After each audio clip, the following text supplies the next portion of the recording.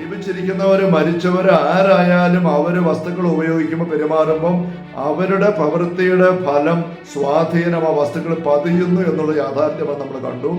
ജീവിച്ചിരിക്കുന്നവർക്ക് അവർ പതിപ്പിച്ച നന്മയല്ല തിന്മയെ വീണ്ടും മാറ്റാനായിട്ട് പറ്റും. പക്ഷെ മരിച്ചവർക്ക് ഇത് മാറ്റാനുള്ള അവസരമില്ല. അവർ എന്ത് പതിപ്പിച്ചിട്ട് കടന്നുപോയോ അതവിടെ പതിഞ്ഞു കിടക്കുന്ന അവസ്ഥയിൽ നിലനിൽക്കുകയാണ്.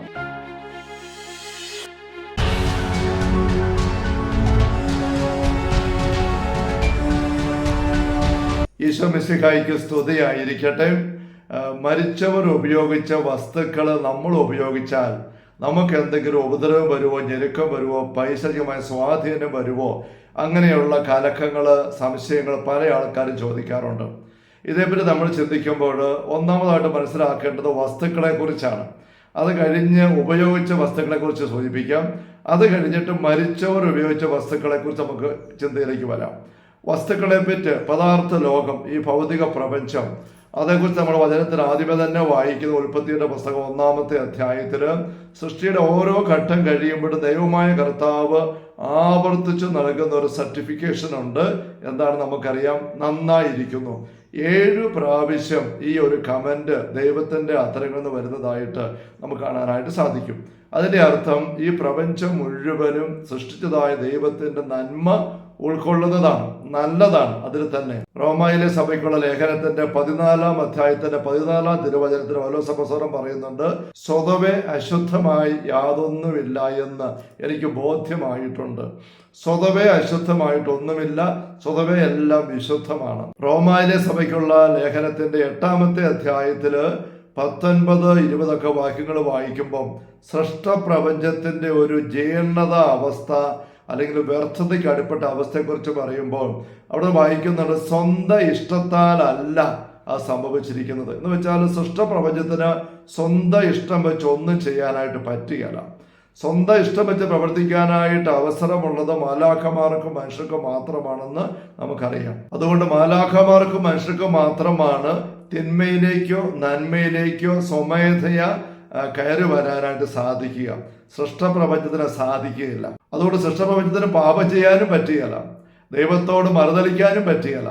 അങ്ങനെയുള്ള ഈ സൃഷ്ടപ്രപഞ്ചത്തിന്റെ ചുമതലയെ ദൈവം ഏൽപ്പിച്ചത് മനുഷ്യനെയാണ് എന്ന് ഉൽപ്പത്തി പുസ്തകത്തിന്റെ 2-ാം അധ്യായം 15-ാമത്തെ തിരുവചനത്തിൽ നമ്മൾ വായിക്കുന്നുണ്ടല്ലോ.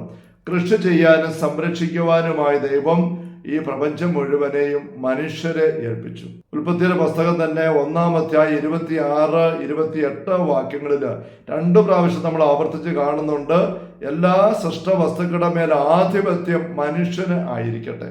അതിന്റെ അർത്ഥം നന്നായിരിക്കുന്നുവെന്ന് 7 പ്രാവശ്യം സർട്ടിഫൈ ചെയ്ത് ദൈവം സൃഷ്ടിച്ച സൃഷ്ടപ്രപഞ്ചത്തെ മനുഷ്യനെ ഏൽപ്പിച്ച് കഴിഞ്ഞിരിക്കുന്ന അവസ്ഥയിൽ ഈ സൃഷ്ടപ്രപഞ്ചത്തിൽ ഇനി നന്മ വർദ്ധിക്കുമോ അതോ തിന്മയിലേക്ക് അവ കുതിർന്നിറങ്ങുമോ എന്നുള്ളത് മനുഷ്യന്റെ പ്രവൃത്തിയെ ആശ്രയിച്ചാണ് ഇരിക്കുന്നത്.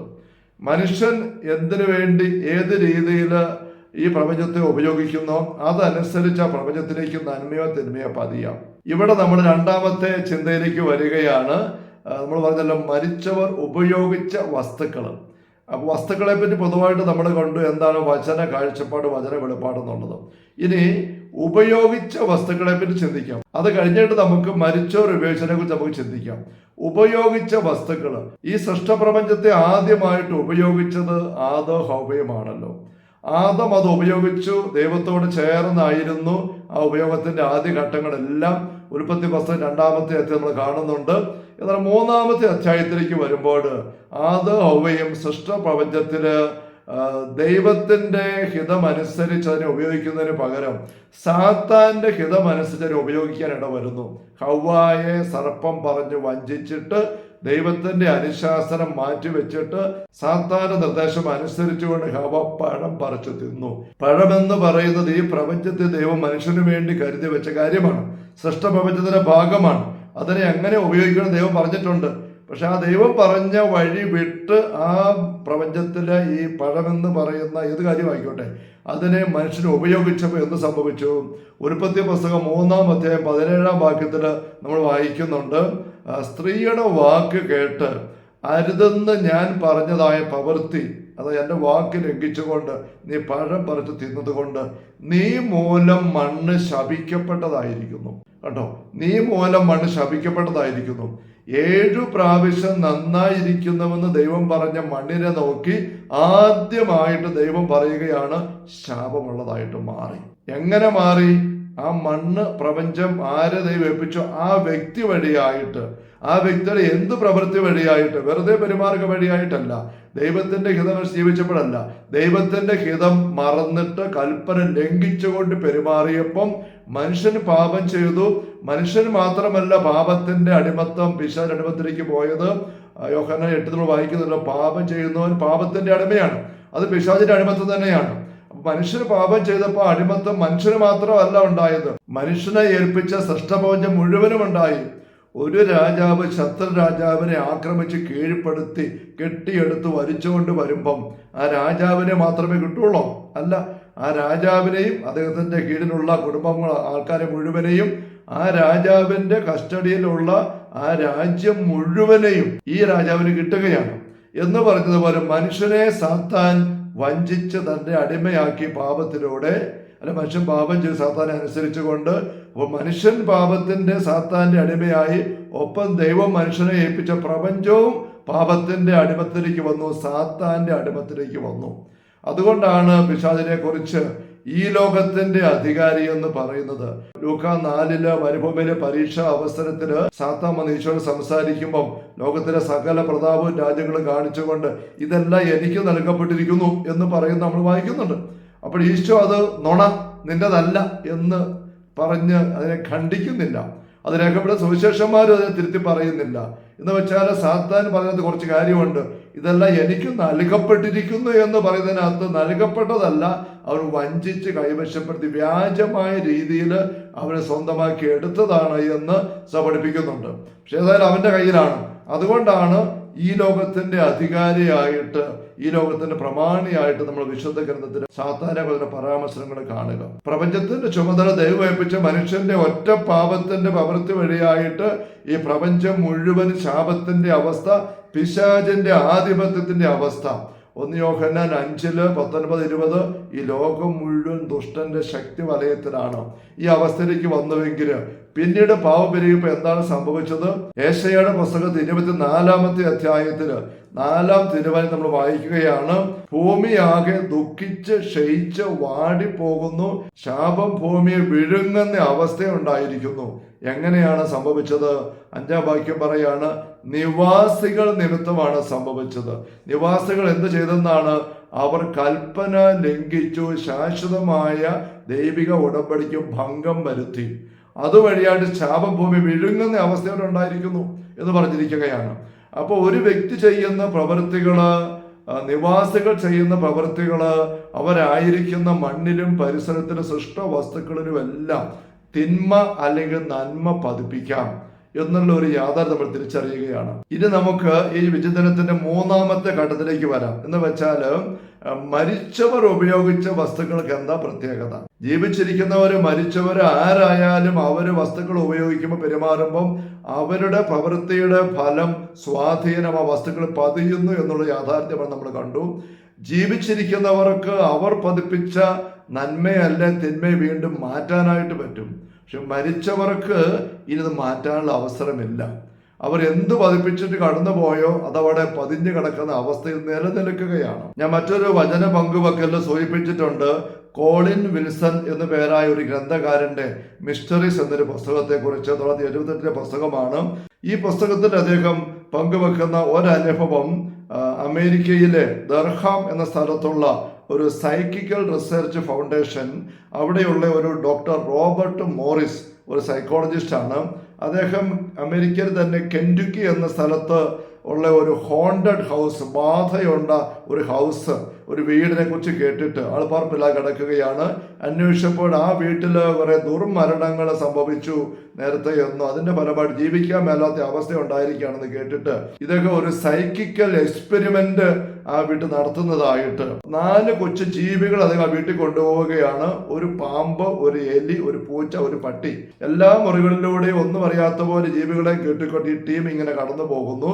ഈ ജീവികളെ നിരീക്ഷിച്ചുകൊണ്ട് ദുർമരണങ്ങൾ സംഭവിച്ചുവെന്ന് പറയപ്പെടുന്ന മുറികളിലേക്ക് വരുമ്പോൾ ഈ 4 ജീവികളിൽ 3 വിചിത്രമായ പെരുമാറ്റങ്ങൾ കാണിച്ചവർ നോട്ട് ചെയ്യുകയാണ്.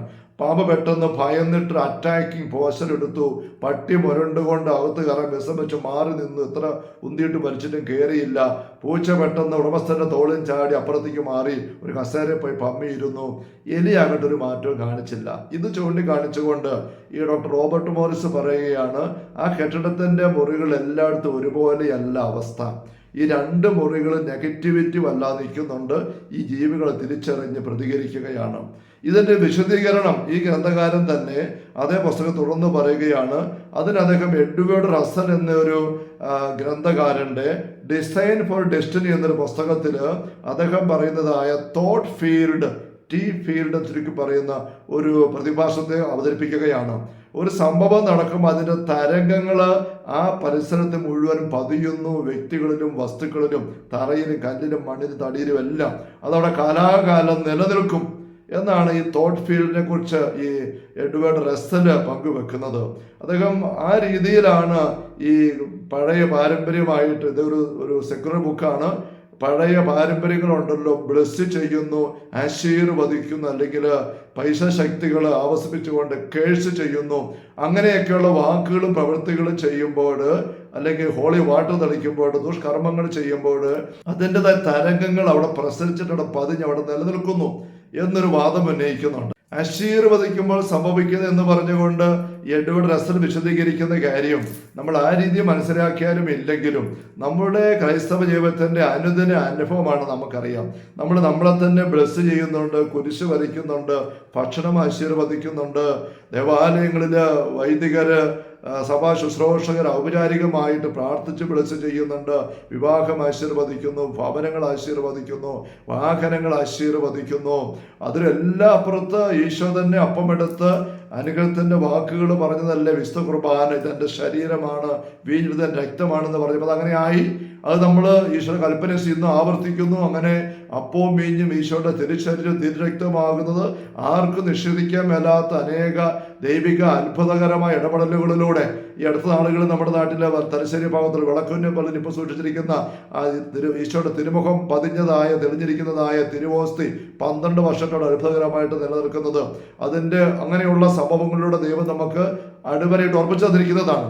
അപ്പോൾ ഒരു വ്യക്തിയുടെ വാക്കുകൾ, പ്രവൃത്തികൾ വഴി അല്ല സംസാര ഇടപെടൽ വഴി വസ്തുക്കളിലേക്ക് നന്മ അല്ലെങ്കിൽ തിന്മ പതിയുന്നു എന്നുള്ളൊരു യാഥാർത്ഥ്യം നമ്മളിവിടെ നല്ലപോലെ മനസ്സിലാക്കണം. ഇങ്ങനെ വസ്തുക്കളിലേക്ക് ഒരു ആത്മശക്തി പ്രസരിപ്പിക്കുക, പതിപ്പിക്കുക, ഇംപ്രിന്റ് ചെയ്യുക എന്ന് പറയുമ്പോൾ 2 രീതി സംഭവിക്കുന്നുണ്ട്. ഒന്ന്, ഒരു വ്യക്തിയുടെ അറിഞ്ഞുകൊണ്ട് ശക്തിയെ പതിപ്പിക്കുന്നു. അത് പരിശുദ്ധാത്മ ശക്തി നമ്മൾ ബ്ലെസ് ചെയ്യുമ്പോൾ പറഞ്ഞ പോലെ തന്നെ പള്ളിയിൽ അച്ഛൻ ആശീർവദിക്കുന്നു. അല്ലെങ്കിൽ ക്ഷുദ്രകർമ്മങ്ങൾ ചെയ്യുന്നവർ, ആഭിചാരം ചെയ്യുന്നവർ പൈശാചിക ശക്തി അറിഞ്ഞുകൊണ്ട് പതിപ്പിക്കുന്നു. അങ്ങനെ അറിഞ്ഞുകൊണ്ട് പതിപ്പിക്കുമ്പോൾ അത് പതിയുന്നൊരവസ്ഥയുണ്ടെന്നുള്ളത് നമ്മൾ തിരിച്ചറിയുന്നു. ഒപ്പം ഒരു വ്യക്തി ആ വ്യക്തിയുടെ ജീവിതത്തിന്റെ പ്രവൃത്തികൾ വഴി തൻ്റെ ഉള്ളിലേക്ക് എടുക്കുന്ന ആത്മീയ അരൂപിയുടെ സാന്നിധ്യം വഴി ആ വ്യക്തി അറിയാതെ തന്നെ പതിപ്പിക്കുന്നതായ ആത്മീയ ശക്തിയുണ്ട്. ഇതാണ് നമ്മൾ തിരുശേഷിപ്പുകൾ എന്ന് പറയുമ്പോൾ തിരിച്ചറിയുന്നത്. ഉദാഹരണത്തിന് രാജാക്കന്മാരുടെ 2-ാം പുസ്തകം 13-ാമത്തെ അധ്യായത്തിൽ 19-20 വാക്യങ്ങളിൽ ഏലീശയുടെ അസ്ഥികളെ കുറിച്ച് പറയുന്ന അറിയാമല്ലോ. ആ അസ്ഥികളെ സ്പർശിച്ചപ്പോൾ ഒരു മൃതശരീരം ജീവൻ പ്രാപിച്ചു എണീറ്റ് നിന്നു. എലീശ അതവിടെ അറിഞ്ഞുകൊണ്ട് ഒരു പ്രത്യേക ശക്തി തന്നെ അസ്ഥി പതിപ്പിച്ചിട്ട് കടന്നു പോയതല്ല, മറിച്ച് എലീശ എന്ന പ്രവാചകന് ഏലിയായുടെ ശിഷ്യനായിരുന്നു. ഏലിയായിലുണ്ടായിരുന്ന പരിശുദ്ധാത്മ അഭിഷേകത്തിന്റെ ഇരട്ടി പങ്ക് അഭിഷേകം അദ്ദേഹം ആഗ്രഹിച്ച് പ്രാർത്ഥിച്ച് പുറകെ നടന്ന് ചോദിച്ച് വാങ്ങിച്ചെടുത്തതാണ്. ആ അഭിഷേകത്തിൽ അദ്ദേഹം ജീവിച്ചു, ശുശ്രൂഷ ചെയ്തു, മരിച്ച് കടന്നുപോയി. പക്ഷെ കടന്നു പോയി കഴിയുമ്പോഴും അദ്ദേഹം തന്നെ അറിയാതെ അദ്ദേഹത്തിന്റെ അസ്ഥികളിൽ ആ പരിശുദ്ധാത്മ പവർ അപ്പോഴും ഇംപ്രിന്റ് ചെയ്ത് നിൽക്കുകയാണ്. അത് അതിൽ തന്നെ പ്രവർത്തനക്ഷമമാണ്. ഇത് നമുക്ക് ശേഷിപ്പുകളുടെ ചരിത്രം നോക്കുമ്പോൾ നമുക്കിത് പൊതുനിയമത്തിലും ഈശോയുടെ ജീവിതകാലത്ത് തന്നെ ഈശോയുടെ വസ്ത്രത്തിന്റെ വെളിപ്പം തൊട്ടപ്പോൾ ശക്തി ഒഴുകിയെന്ന് പറയുമ്പോൾ ഈശോ മനസ്സറിഞ്ഞ് ശക്തി ഒഴുകി കൊടുത്തതല്ല. ഈശോ ചോദിക്കുന്നുണ്ട്, ആരാ എന്നെ തൊട്ടത്? പൗലോസ് അപ്പോസ്തലന്റെ അംഗവസ്ത്രങ്ങള്, കൈത്തൂവാലകള്, അപ്പോസ്തല പ്രവർത്തനം 19-11 വാക്യങ്ങളിൽ ആൾക്കാർ എടുത്തുകൊണ്ട് ഉപയോഗിക്കുമ്പോൾ അത് അവിടെ തന്നെ ആ വസ്തുക്കളിൽ ഒരു ശക്തി നിൽക്കുന്നു. അത് പ്രവർത്തനക്ഷമമായിട്ട് രോഗശാന്തി കൊടുക്കുന്നു, പിശാചുകളെ ബഹിഷ്കരിക്കുന്നു. അത് അപ്പോസ്തലൻ മനസ്സറിഞ്ഞ് അവിടെ ശക്തി പ്രസരിപ്പിക്കുന്നതല്ല. അപ്പോസ്തലന്റെ ശരീരസ്പർശം ഏറ്റപ്പോൾ അദ്ദേഹത്തിന്റെ ഉള്ളിലുണ്ടായിരുന്ന പരിശുദ്ധാത്മ ശക്തി ഈ തുവാലകളിലും വസ്ത്രത്തിലും പതിഞ്ഞിട്ട് അത് അതിൽ തന്നെ പ്രവർത്തനക്ഷമമായിരിക്കുന്നു. അപ്പൊ ദൈവത്തിന്റെ ശക്തിയാണ് അവിടെ പ്രവർത്തിക്കുന്നത്. പക്ഷെ ഒരു മനുഷ്യ വ്യക്തിയുടെ മനസ്സറിഞ്ഞുള്ള ഒരു കാര്യമല്ല. ഇങ്ങനെയുള്ള തിരുശേഷികളെ പറ്റി നമ്മൾ വായിക്കുമ്പോൾ സഭ പഠിപ്പിക്കുന്നുണ്ട്. ഇത് 3 ഗ്രേഡിലുണ്ട്, നിങ്ങൾക്ക് അറിയാമായിരിക്കും. എ ഗ്രേഡ് ഈ വ്യക്തിയുടെ ശരീരത്തിന്റെ നേരിട്ടുള്ള ശേഷിപ്പ്, അസ്ഥികള് അല്ലെങ്കിൽ ഇതിന്റെ വഴിഞ്ഞുണ്ടായ മണ്ണ്. വീണ്ടും ആ വ്യക്തി നേരിട്ട് ഇടപെട്ട വസ്തുക്കള്, ഉപയോഗിച്ച സാധനങ്ങള്, ഡ്രസ്സ്, ഇരുന്ന കസേര, കിടന്ന കട്ടില്, പെരുമാറിയ മുറി, അങ്ങനെയുള്ളതെല്ലാം ബി ഗ്രേഡ് തിരുശേഷിപ്പാണ്. അൽഫോൻസാമ്മ ജനിച്ച കൊടമാളൂർ വീടും വളർന്ന മുട്ടിയറയിലെ വീടും ജീവിച്ച പണിയാനം മഠത്തിലെ മുറിയും കബറടങ്ങിയ കല്ലറയൊക്കെ വിശുദ്ധ സ്ഥലങ്ങളായിട്ട് ബി ഗ്രേഡ് തലത്തിൽ സഭ നമുക്ക് കാണിച്ചു തരുന്നു, നമ്മൾ അനുഭവിക്കുന്നുണ്ട്. വീണ്ടും സി ഗ്രേഡ് തിരുശേഷിപ്പ്, എ ഗ്രേഡിലോ ബി ഗ്രേഡിലോ ഉള്ള ഏതൊരു തിരുശേഷിപ്പിലും സമ്പർക്കപ്പെടുത്തിയ ഏതൊരു വസ്തുവും സി ഗ്രേഡ് തിരുശേഷിപ്പായിട്ട് വിശുദ്ധീകരിക്കപ്പെടുന്നു സഭ പഠിപ്പിക്കുന്നുണ്ട്. സഭ ഇങ്ങനെ പഠിപ്പിക്കുമ്പോൾ ഒരു കാര്യം ഓർമ്മിക്കണം, ഇതിങ്ങനെ ദൈവശാസ്ത്രജ്ഞന്മാര് ദൈവശാസ്ത്രപരമായിട്ട് ചിന്തിച്ച് ആലോചിച്ച് വിശുദ്ധ വെളിച്ചം തീർച്ചയായിട്ടും അങ്ങനെ കണ്ടെത്തി നമുക്ക് തരുന്ന പ്രബോധനമല്ല. മറിച്ച് സാധാരണ മനുഷ്യൻ ദൈവികമായ കാര്യങ്ങൾ അനുദിന ജീവിതത്തിൽ അനുഭവിച്ചറിഞ്ഞത് ജീവിതത്തിന്റെ കെടുത്തുകൊണ്ട് മുന്നേറി നീങ്ങിയപ്പോൾ അതിനെ സഭ ഏറ്റെടുത്ത് ഉത്തരവാദിത്തോടു കൂടി പഠിപ്പിച്ചു തന്നിരിക്കുന്നതാണ് A grade B grade C grade തിരുശേഷിപ്പുകളുണ്ട് എന്ന്. ഇത് എലീഷ മുതൽ ഈശോയുടെ കാലഘട്ടം, പൗലോസ് അപ്പോസ്തലൻ, പിന്നീട് ആദിമ സഭപിതാക്കന്മാരുടെ കാലം, രക്തസാക്ഷികളുടെ കബറിടങ്ങൾ, അങ്ങനെ തുടങ്ങി ഇങ്ങോട്ട് സകല വിശുദ്ധരോട് ബന്ധപ്പെട്ട് നമുക്ക് ഒരുപാട് അനുഭവങ്ങളും അവിടെ കാണാൻ പറ്റും. നമ്മുടെ നാട്ടിൽ ഇന്നുള്ള അൽഫോൻസാമ്മ ഉൾപ്പെടെയുള്ള എല്ലാ വിശുദ്ധരുടെയും തിരുശേഷിപ്പുമായിട്ട് ബന്ധപ്പെട്ടു. പഴയ നിയമത്തിൽ ജോസഫിന്റെ അസ്ഥികൾ ആദരപൂർവ്വം അവര് സൂക്ഷിച്ചിരുന്നുവെന്നും അത് മോശയും മറ്റും ഈജിപ്തിൽ നിന്ന് പോന്നപ്പോൾ അസ്ഥികൾ ആദരവോട് സംഭവിച്ചുകൊണ്ട് പോകുന്നതും ഒക്കെ നമ്മൾ വായിക്കുന്നതിനകത്തും ഇതിന്റെ ചില ബോധ്യങ്ങളും അനുഭവങ്ങളും കാണാനായിട്ട് പറ്റും. പൗലോസിനെ അടക്കിയ കബറിടത്തിന്റെ കല്ലറയ്ക്കുള്ളിലേക്ക് ചരടിൽ കെട്ടി വസ്തുക്കൾ ഇറക്കി ആ ശേഷിപ്പുകളിൽ തൊടുവിച്ച് അത് വിശുദ്ധീകരിക്കാൻ നോക്കിയിരുന്ന പാരമ്പര്യത്തെക്കുറിച്ചും നമുക്ക് സഭാചരിത്രത്തിൽ വായിക്കാനായിട്ട് സാധിക്കുന്നുണ്ട്. അങ്ങനെയുള്ള വിശുദ്ധരെ അടക്കിയ, രക്തസാക്ഷികളെ അടക്കിയ കബറിടങ്ങളുടെ മുകളില് ദേവാലയങ്ങൾ പണിതിരുന്നു. അത് ഏറ്റവും വിശുദ്ധ സ്ഥലങ്ങളായിട്ട് കരുതിയിരുന്നു. പത്രോസിന്റെ കബറിടത്തിന്റെ മുകളിലെ പത്രോസിന്റെ ബസിലിക്ക, എത്രയോ ബസിലിക്കകൾ പണിതിരിക്കുന്നു. അങ്ങനെ കബറിടങ്ങൾ ഒരിടത്ത് പള്ളികൾ പണിതിരുന്ന പാരമ്പര്യം അല്ലാത്തടത്ത് പള്ളി പണിയേണ്ടി വന്നപ്പോൾ ഈ കബറിടങ്ങളിലുള്ള അസ്ഥികളുടെ ശേഷിപ്പുകൾ, തിരുശേഷിപ്പുകൾ എടുത്തുകൊണ്ട് പോയി അത് അൾത്താരയിൽ വെച്ചിട്ട് അതിന്റെ മുകളിൽ ബലിയർപ്പിക്കുന്ന പാരമ്പര്യം ഉണ്ടായി. അതാണ് ഈ കുർബാന കല്ല് എന്ന് പറയുന്നത്. കുർബാനക്കല്ല്, പഴയ പള്ളികളെല്ലാം കുർബാനക്കല്ലുകൾ അൾത്താരയിൽ വെച്ചിട്ടുണ്ട്. ആ കുർബാനക്കല്ലിനകത്ത് പൊഴിച്ച് അകത്തേക്ക് ഇറക്കി തിരുശേഷിപ്പുകൾ വെച്ചിരുന്നു. ഈ വലിയ പാരമ്പര്യം അനുഭവത്തിൽ നിന്ന് കിട്ടിയതാണ്. അങ്ങനെയുള്ള തിരുശേഷിപ്പുകൾ കൊണ്ടുപോകുന്നിടത്ത് തന്നെ ശക്തി പ്രസരിച്ചിരുന്നു. പ്ലേഗുകള്, കീടബാധകള് കൃഷി മേഖലകളിൽ നിന്നും മൃഗങ്ങളിൽ നിന്നും മനുഷ്യനിലം മാറിയിരുന്നു.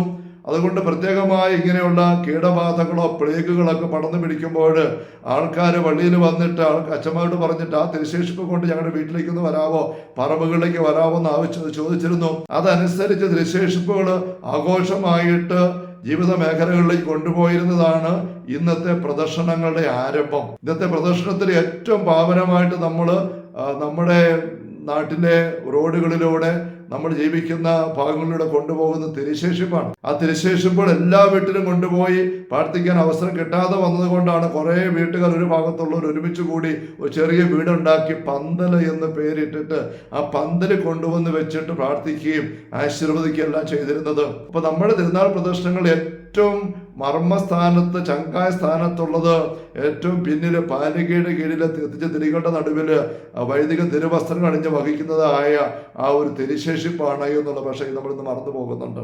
ഇങ്ങനെ നമ്മൾ തിരുശേഷിപ്പുകളെ പറ്റി ചിന്തിക്കുമ്പോൾ സ്നേഹമുള്ളവരെ, ദുർശേഷിപ്പുകളുടെ സാധ്യത നമ്മൾ അവഗണിക്കാൻ പാടില്ല. യൂദാസിന്റെ അസ്ഥി അദ്ദേഹം തൂങ്ങി മരിച്ച മരത്തിന്റെ ചുവട്ടിൽ ചെതറിക്കിടക്കുന്നു, നമുക്ക് ചിന്തിക്കാൻ പറ്റും. അപ്പോസ്തല പ്രവർത്തനം 1-ാം അധ്യായത്തിൽ പത്രോസ് സൂചിപ്പിക്കുന്നുണ്ട് തൂങ്ങി മരിച്ചതിനെ കുറിച്ച്. മത്തായി 27-ലും ഇത് കേട്ട് ഞാൻ ചത്തു വായിക്കുന്നുണ്ട്. അദ്ദേഹത്തിന്റെ ശരീരം വരെ ഒഴിച്ചുകൊണ്ട് പോയില്ല, അതവിടെ ചീഞ്ഞ് താഴെ നിലത്ത് വീണ് അസ്ഥികൾ അവിടെ ചെതറിക്കിടക്കുന്ന അവസ്ഥ മാസങ്ങൾക്ക് ശേഷമുണ്ട്. ആ അസ്ഥികളിൽ എന്തെങ്കിലും പവർ ഉണ്ടോ നമ്മൾ തിരിച്ചറിയണ്ടേ? പരിശുദ്ധാത്മ സാന്നിധ്യത്തിന്റെ ഇരട്ടിപ്പും അഭിഷേകം നിറഞ്ഞ ഏലീശയുടെ അസ്ഥിയില് പരിശുദ്ധാത്മ ശക്തി മരിച്ചയാളിന് ജീവൻ കൊടുക്കാൻ പാകത്തിന് നിറഞ്ഞു തുളുമ്പിയിരുന്നെങ്കിൽ സാത്താനെ സ്വീകരിച്ച് അശുദ്ധിയിൽ ജീവിച്ച് സാത്താന്റെ പ്രേരണ വെച്ച് ഈശോയെ ഒറ്റിക്കൊടുത്ത് അവസാനം തൂങ്ങിച്ചെത്ത് നിരാശപ്പെട്ട് തൂങ്ങിച്ചെത്ത് മരിച്ച യൂദാസ്കറിയാത്തയുടെ അസ്ഥിയില് സാത്താന്റെ ശക്തി എന്തുമാത്രം നിറഞ്ഞു തുളുമ്പുന്നുണ്ടാവും. 3 ഗ്രേഡില് തിരുശേഷിപ്പുകളുണ്ടെന്ന് പറയുമ്പോൾ 3 ഗ്രേഡിൽ ദുർശേഷിപ്പുകളെ പറ്റി ചിന്തിക്കണ്ടേ? യൂദാസ് ഇരുന്ന കസേര, കിടന്ന കട്ടില്, പെരുമാറിയ മുറി, അത് ബി ഗ്രേഡ് ദുർശേഷിപ്പുകളല്ലേ? അതുമായിട്ട് സമ്പർക്കപ്പെടുത്തിയ ഏത് സാധനവും ഏത് വസ്തുവും സി ഗ്രേഡ് ദുർശേഷിപ്പല്ലേ? അവയിലൂടെ ആ യൂദാസിൽ നിറഞ്ഞ പൈശാചിക അരൂപിയുടെ സാത്താനിക ശക്തി പ്രസരിക്കുന്നില്ല എന്ന് ആർക്ക് വാദിക്കാനായിട്ട് പറ്റും? വസ്തുക്കളില് വിശുദ്ധി പതിപ്പിക്കാൻ സാധിക്കുമെന്ന് ഉള്ള പരമ്പരാഗതമായ ബോധ്യം കൊണ്ടല്ലേ നമ്മൾ ഭവനങ്ങൾ ആശീർവദിക്കുന്നത്? ഈ മണ്ണ് മുഴുവൻ ശപിക്കപ്പെട്ടതായി മാറി ഒറ്റ പാവം ഉണ്ടായപ്പോൾ അങ്ങനെ ശാപമേറ്റ ഈ മണ്ണും മനുഷ്യനെ മാമോദീസയിലൂടെ കുരിശടയാളം വരച്ച് തൈലം പൂശി വിടുവിച്ചെടുക്കുമ്പോൾ മനുഷ്യനെ ജീവിക്കാനുള്ള ഭവനങ്ങൾ എങ്ങനെ വിടുവിക്കും? തുണി നന്നായിട്ട് അലക്കി ഉണക്കി തേച്ച് വൃത്തിയാക്കി എടുത്തിട്ട് ആ തുണി വെക്കാൻ ആ തുണിയുടെ വൃത്തിക്ക് ചേർന്ന അലമാര വേണ്ടേ? മനുഷ്യനെ സാത്താനികമായ അവസ്ഥയെല്ലാം മാമോദീസയും തിരുക്കർമ്മങ്ങളും വഴി വിശുദ്ധീകരിച്ചെടുത്തിട്ട് ആ മനുഷ്യൻ പാർക്കാനുണ്ടാക്കുന്ന വീടുകള് അഴുക്ക് നിറഞ്ഞ സാത്താൻ അടിമത്തിൽപ്പെട്ടതായാലും പറ്റത്തില്ല.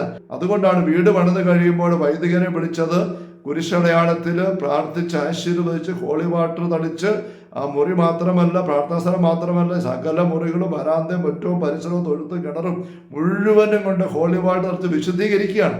അവിടെ വിശുദ്ധീകരണ പ്രക്രിയ നടക്കുന്നുണ്ട്. അങ്ങനെ വിശുദ്ധീകരിച്ചെടുക്കുന്ന സ്ഥലങ്ങൾ പിന്നെ അശുദ്ധിയിലേക്ക് പോകരുത് നിഷ്കർഷത നടക്കുന്നത് കാണാം. ദേവാലയങ്ങൾക്ക് വിശുദ്ധീകരിക്കുമ്പോൾ സമാപന പ്രാർത്ഥനയിൽ ഒരു പരാമർശം നമുക്ക് കാണാനായിട്ട് പറ്റും. ഈ സ്ഥലം പിതാവിന്റെയും പുത്രന്റെയും പരിശുദ്ധാത്മാവിന്റെ നാമത്തിൽ വിശുദ്ധീകരിക്കപ്പെടുകയും വേർതിരിക്കപ്പെടുകയും പവിത്രീകരിക്കപ്പെടുകയും ചെയ്തിരിക്കുന്നു. ഇതിന്റെ വിശുദ്ധിക്ക് നിരക്കാതിനും സംഭവിക്കാതിരിക്കട്ടെ. അങ്ങനെ വിശുദ്ധീകരിച്ച കോൺസെൻട്രേറ്റ് ചെയ്ത ഒരു പള്ളിയിൽ എന്തെങ്കിലും കെട്ട സംഭവം നടന്നാൽ, പാപം നടന്നാൽ, തിന്മ പ്രവർത്തനം, അത് ഡെസക്കറേറ്റഡ് ആവുമെന്ന് കാനല പഠിപ്പിക്കുന്നുണ്ട്. കൊലപാതകം, വ്യഭിചാരം, അങ്ങനെ കെട്ടിയായി തിന്മ നടന്നാൽ ആ പള്ളി അടച്ചുപൂട്ടും. ഭൗതികമായ വിശുദ്ധീകരണം മാത്രമല്ല, പിന്നെ വീണ്ടും അതിനെ കോൺസെൻട്രേറ്റ് ചെയ്യണം.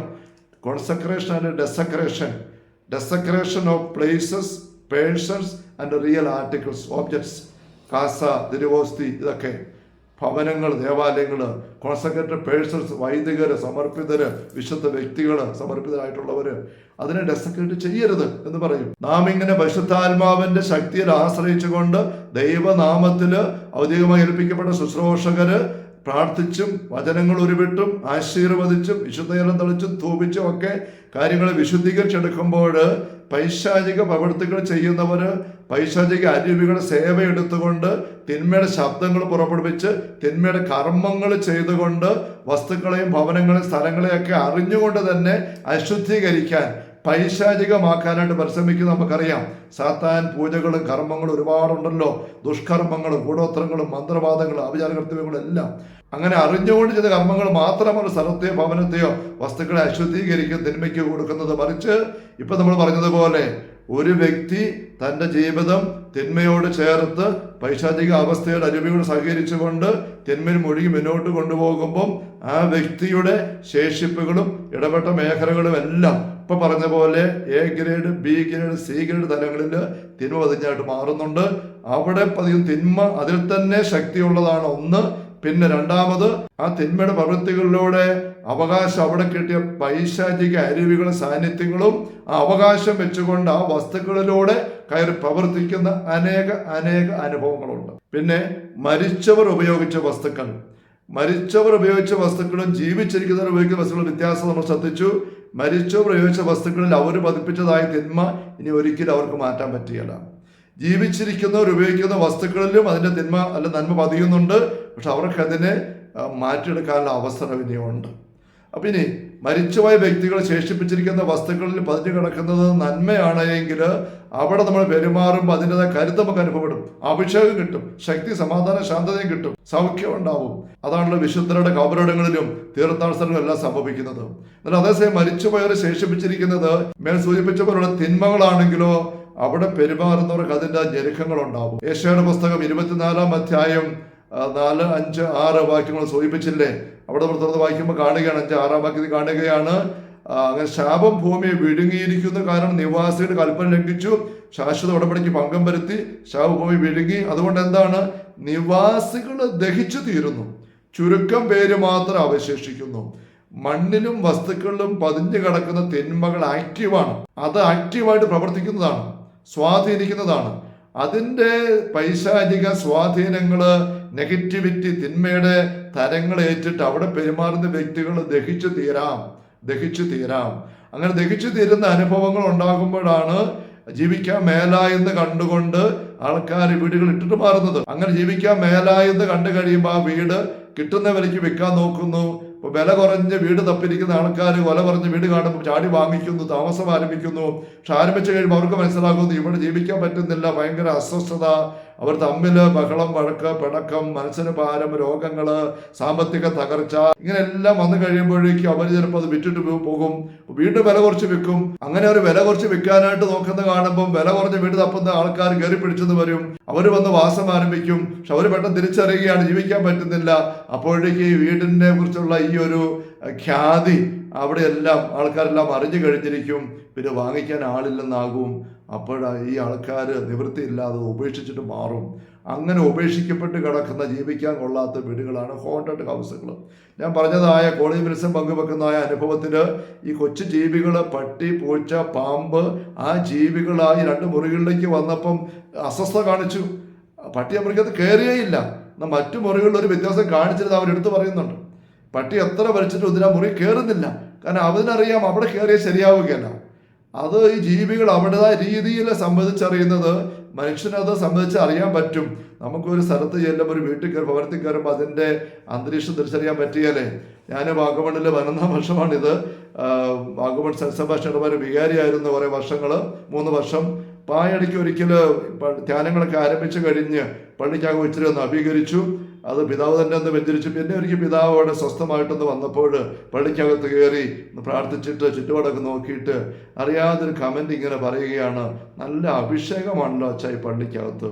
അപ്പം ഞാൻ പറഞ്ഞു, പിതാവേ, പള്ളിക്കകത്ത് ധ്യാനങ്ങൾ ഇപ്പം നടക്കാൻ തുടങ്ങിയില്ലേ, മണിക്കൂറിന് വചനപ്രഘോഷണം, ആരാധന, സ്തുതിപ്പെല്ലാം അതിൻ്റെ ആയിരിക്കും. പിതാവ് പറഞ്ഞായിരിക്കും. ഏതാനും മാസങ്ങൾ കഴിഞ്ഞിട്ട് കോതമംഗലം രൂപത അധ്യക്ഷനായ ജോർജ് മടത്തിക്കണ്ടത്തിൽ പിതാവ് വാഗമൺ കുരിശുമല ആശ്രമത്തിൽ പോയിട്ട് തിരിച്ചു വരുന്ന വഴിക്ക് ഈ പള്ളിയിൽ കയറി, ഞാനുണ്ടായിരുന്നു. അപ്പം പള്ളിയിൽ കയറി പ്രാർത്ഥിച്ചിട്ട് പുറത്തേക്ക് ഇറങ്ങി വന്ന് ചെരുപ്പിടുമ്പോൾ പിതാവ് ഇങ്ങനെ ചുറ്റും നോക്കിയിട്ട് പറയുക, അച്ഛാ നല്ലൊരു അഭിഷേകമാണല്ലോ ഇവിടെ. അപ്പം ഞാൻ പറഞ്ഞു, പിതാവ് ഇത് കള്ളങ്ങാടി പിതാവ് ഇതേ കാര്യം തന്നെ പറഞ്ഞു പോയിട്ട് 2 മാസം ആയുള്ളൂ. അപ്പം ഞാൻ ചിന്തിക്കുകയായിരുന്നു, ഈ പിതാക്കന്മാർ എപ്പോഴും കയറി ഇറങ്ങുന്ന സ്ഥലങ്ങളല്ലേ ദേവാലയങ്ങൾ. എന്നിട്ടെന്താ ഈ ദേവാലയത്തിൽ വന്നപ്പോൾ ഒരു വ്യത്യാസം പറയുന്നത്? മറ്റു ദേവാലയങ്ങളൊക്കെ കൂടുതലായിട്ട് എല്ലാ ദേവാലയങ്ങളും കുദാശ ചെയ്ത് ആരംഭിച്ചതല്ലേ. എന്താ വ്യത്യാസം? ഇതൊരു പ്രത്യേക ദേവാലയത്തിൻ്റെ വ്യത്യാസമല്ല, മറിച്ച് ഏതൊരു സ്ഥലത്ത് വിശുദ്ധമായ കാര്യങ്ങൾ, വിശുദ്ധമായ പ്രവർത്തനങ്ങൾ, പ്രാർത്ഥനകളും ആരാധനകളും എത്ര അധികമായിട്ട് നടക്കുന്നു, അത്ര അധികമായിട്ട് അവിടെ ദൈവിക സാന്നിധ്യം, ദൈവിക അന്തരീക്ഷം പതിയും. പല ദേവാലയങ്ങളും രാവിലെ ഒന്ന് തുറന്നിട്ട് അരമണിക്കൂർ, 3/4 മണിക്കൂർ, 1 മണിക്കൂർ ഒരു കുർബാന ചൊല്ലിയിട്ട് അപ്പോഴും അടച്ചു പൂട്ടി പോകുന്നു. പിന്നെ പള്ളിക്കകത്ത് ഒരു തിരുക്കർമ്മങ്ങൾ നടക്കുന്നില്ല, പ്രാർത്ഥന നടക്കുന്നില്ല. അപ്പോൾ 24 മണിക്കൂറിൽ കഷ്ടിച്ചൊരു അരമണിക്കൂർ, 3/4 മണിക്കൂറാണ് അവിടെ ആത്മീയമായ പരിശുദ്ധാരൂപയുടെ ഇംപ്രിന്റിങ് നടക്കുന്ന പള്ളിക്കകത്ത്. പക്ഷേ മറ്റു ചില ദേവാലയങ്ങൾ രാവിലെ മുതൽ രാത്രി വരെയും തുറന്നു കടന്ന ആരാധന, പ്രാർത്ഥന, ആൾക്കാർ വന്ന് പ്രാർത്ഥിക്കുന്ന തിരുക്കം നടക്കുകയാണ്.